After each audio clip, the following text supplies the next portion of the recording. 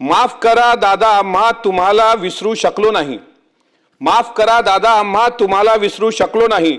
अर्थसंकल्पीय अधिवेशनात तुम्हाला न्याय देऊ शकलो नाही.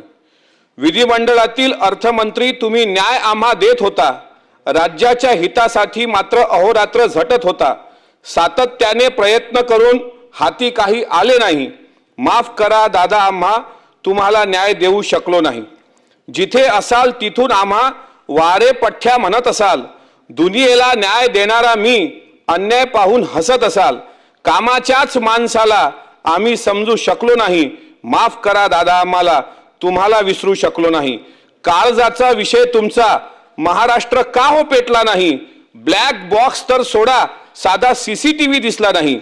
FIR देतेवेळी पोलीसवाला हसत होता. खाकी वर्दीतला अधिकारी त्या दिवशी खुश दिसत होता.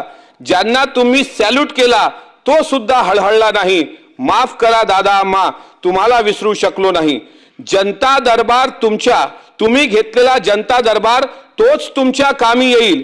त्याच दरबारातील जनता अपमानाचा बदला घेईल. सरकार सत्ता येईल जाईल, न्यायाचा वादा मिळणार नाही.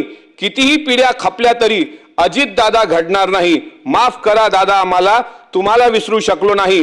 अर्थसंकल्पीय अधिवेशनात तुम्हाला न्याय देऊ शकलो नाही. मी मायबाप सरकारला विनंती करतो, अजित दादांच्या विमानाचा घातपात होता की अपघात होता हे महाराष्ट्राच्या जनतेसमोर आणणं हे आपली त्यांना खरी श्रद्धांजली ठरेल. दादांच्या मुळे आज या अधिवेशनात शेवटचं भाषण हे दादांवरच करून मी या ठिकाणी थांबतो. धन्यवाद.